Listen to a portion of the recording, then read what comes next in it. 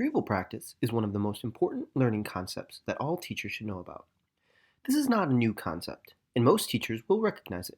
It is at the core of teaching and learning, yet an in-depth understanding of the concept, its powerful impact, and how to use it is lacking from education. In this video, I'm going to explain retrieval practice and why it is also called the testing effect. I will also show some of the research behind it and finally give some teachers examples of how they can use retrieval practice or continue using good retrieval practices in their teaching. What is retrieval practice? Retrieval practice, which is also called the testing effect or even test-enhanced learning, is the finding that when we focus learners on retrieving information from memory, this actually enhances and strengthens the memory. Why is it also called the testing effect? When we take a test, we are actively trying to pull or retrieve information from our memory. This is essentially retrieval practice. Retrieval practice and testing are the same thing. But unlike the way we commonly use tests in schools, retrieval practice is a strategy for learning and generally comes with little stakes to no stakes for the students using them. Here, the Merriam-Webster definition of test conveys how we generally think of testing in school. Something such as a series of questions or exercises for measuring the skill, knowledge, intelligence, capacities, or aptitudes of an individual or group. The problem that has arisen comes with the word measuring. While this is a fine and valid use of a test, it is only one aspect. Where the research has shown testing really works, though, is through its other attributes, specifically the retrieval of information from memory. Peter Brown puts it well in his book, Make It Stick: The Science of Successful Learning. But if we stop thinking of testing as a dipstick to measuring learning, if we think of it as practicing retrieval of learning from memory rather than testing, we open ourselves to another possibility: the use of testing as a tool for learning.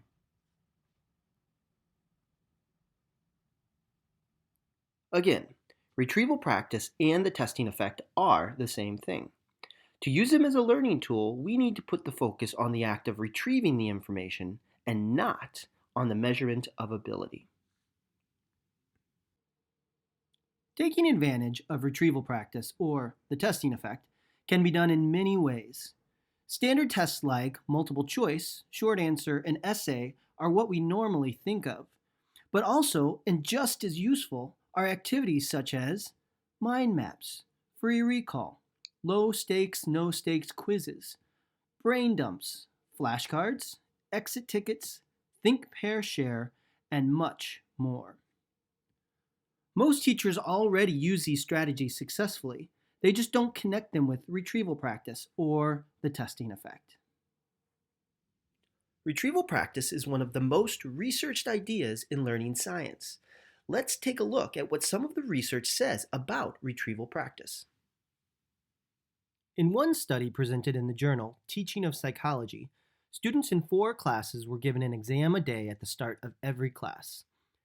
After the experiment, the grades for these students were significantly better than in previous classes where the same material was taught but only exams were given, and there were fewer withdrawals from the exam-a-day classes. Students taught with the exam-a-day procedure also performed better on retention tests than did students from classes taught using less frequent exams.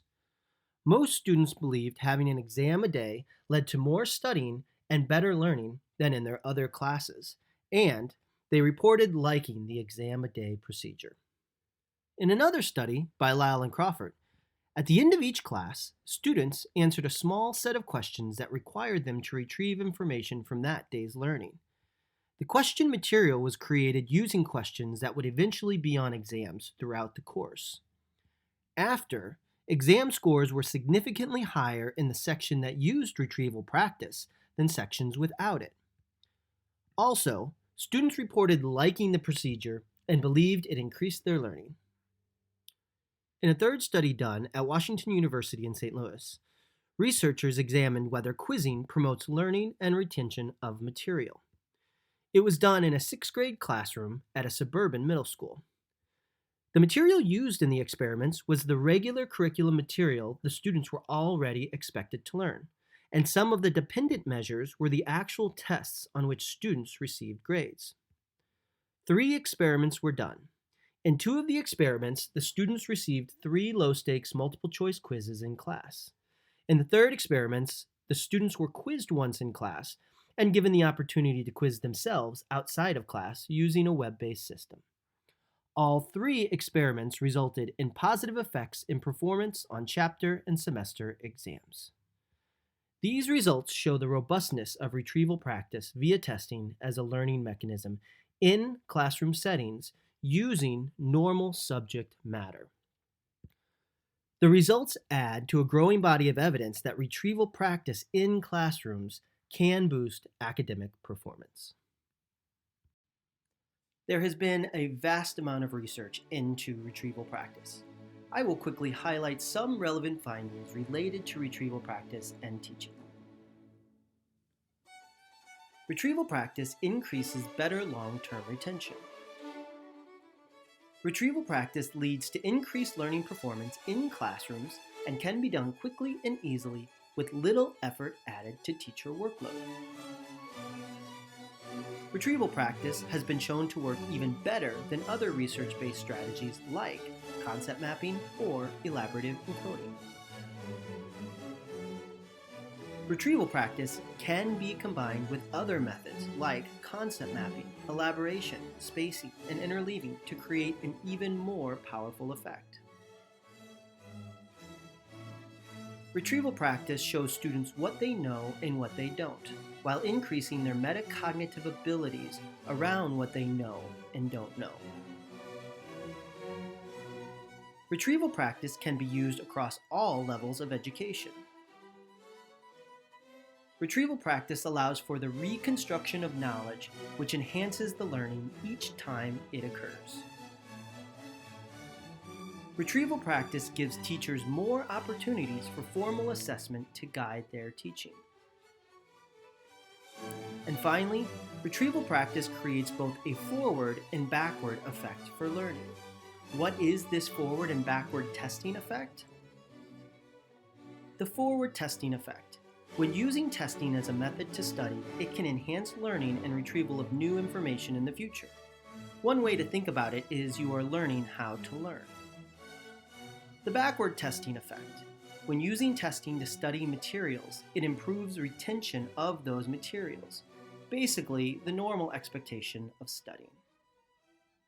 Research on retrieval practice has been happening for over 100 years.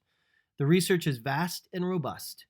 It has been shown to work in both the lab and classroom settings, from elementary learners to adult learners. It truly is a very established learning tool. The following will be some suggestions for how educators can take advantage of or focus more on retrieval practice in their teaching. Brain dumps.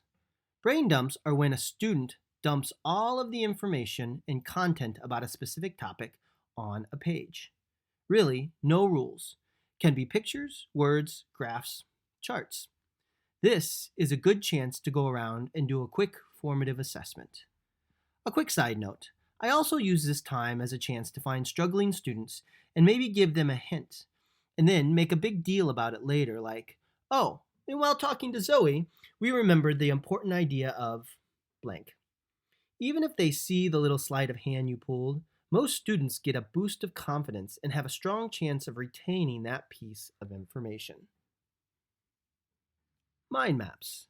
A mind map is a diagram used to visually organize information. Some projects lend themselves really well to making mind maps.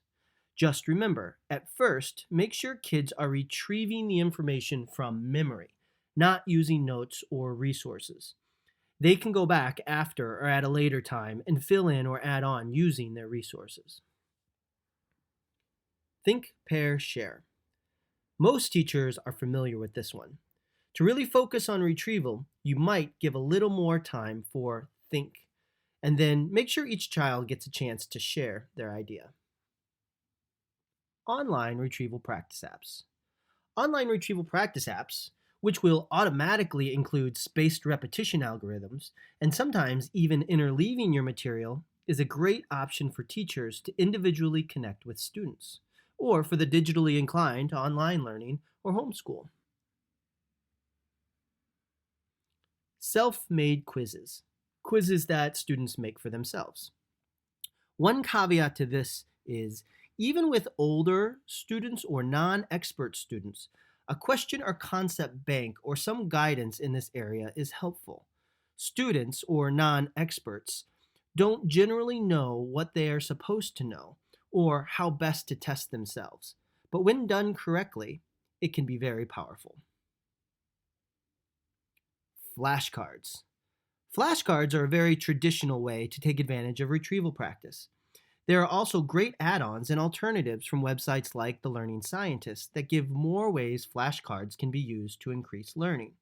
For example, make a second stack of instruction cards that invite you to interact or elaborate on the concepts for deeper processing. These next few ideas came from the amazing website retrievalpractice.org, created by Dr. Pooja Agarwal, who wrote the great book, Powerful Teaching. I highly suggest you check it out. Frequent low or no stakes quizzes. There are many ways to do low or no stakes quizzes, and they can easily be done anytime in just a few minutes with little effort. The normal way with paper and pencil and short answer questions, multiple choice, etc., is what most teachers think about. And that is okay as long as it is low or no stakes. Or it could be as simple as just having kids use things like clickers or whiteboard and whiteboard markers. In fact, for a quick hack, a page protector and paper as a homemade whiteboard works really well too. Color-coded cards. Each student could have their own set of color-coded index cards instead of a clicker. On these cards, you mark letters A, B, C, or D, true or false, 1, 2, 3, etc. This way, you can quickly ask a retrieval question at any time, and students can close their eyes while raising the appropriate index card to identify their response. It's a cheap, easy alternative to using clickers, and you can provide immediate feedback after students respond. Bell work or exit tickets. Give small slips of paper that include questions about the content learned in class. You can do this at the very beginning of class as students are entering the classroom, bell work, or before students leave the classroom, exit tickets. The next few ideas are from another great website for learning science called Teaching and Learning Toolbox for Research-Informed Education. Again, I highly suggest you check it out. Parent-based quizzing. I really love this one. The teacher sends the parents or caretakers a bank of questions and answers, so quizzing can be done outside of school. Then, the teacher follows up again at school with the same or similar information, doubling up on the retrieval practice and spacing. A few more really good things can come from this. By doing it, it supports parents who want to participate with their students' learning at home but aren't sure what to do or how to do it. It also strengthens the connection between the teacher and the home, which just further encourages the student through the combined support of his parents and teacher on the importance of learning. Finally, it allows the students a good opportunity to work on something at home and then be successful on it at school. A question a day. Create a question a day to share with students and parents that connect with the important content you want them to know. Share one day, and then the next day do a quick no-stakes, low-stakes quiz on the previous day's question. One last important thing about retrieval practice. Retrieval practice is the act of pulling information out of memory. It should create a desirable difficulty. This is a task that is not easy, but is not too hard. Robert Bjork, a distinguished professor of psychology at the University of California, Los Angeles, whose research focuses on human learning and memory, and on the implications of the science of learning for instruction and training, coined the term desirable difficulties. He says, Desirable difficulties are desirable because they trigger encoding and retrieval processes that support learning, comprehension, and remembering. If, however, the learner does not have the background knowledge or skills to respond to them successfully, they become undesirable difficulties. what does this mean for teachers and teaching? I like the way the authors of the book, Understanding How We Learn, explain it. Maximizing benefits of retrieval practice seems to be about balancing the difficulty of the retrieval and the ability to successfully retrieve. Retrieval practice is hard, and the difficulty is helping to improve learning. So, to best use retrieval practice, teachers need to create desirable difficulties by creating difficult tasks that kids can be successful at. Let's now take a minute to sum everything up. Retrieval practice is getting learners to pull or retrieve information from their memory. It should be difficult, but we want to balance difficulty with success to make it a desirable difficulty. Retrieval practice and the testing effect are the same thing, but the practice goes beyond what we normally think of when we think of tests. We want to focus on the retrieval process, not the assessment. The research is vast and robust and has been proven in real-time classroom settings with learners of all ages. Finally, teachers are already doing a lot of retrieval practice in their classrooms. Focusing on these things, on what is robust and has been proven to work, is what research should be helping educators do. Check out the following great sites for more information on retrieval practice and other research-based learning ideas.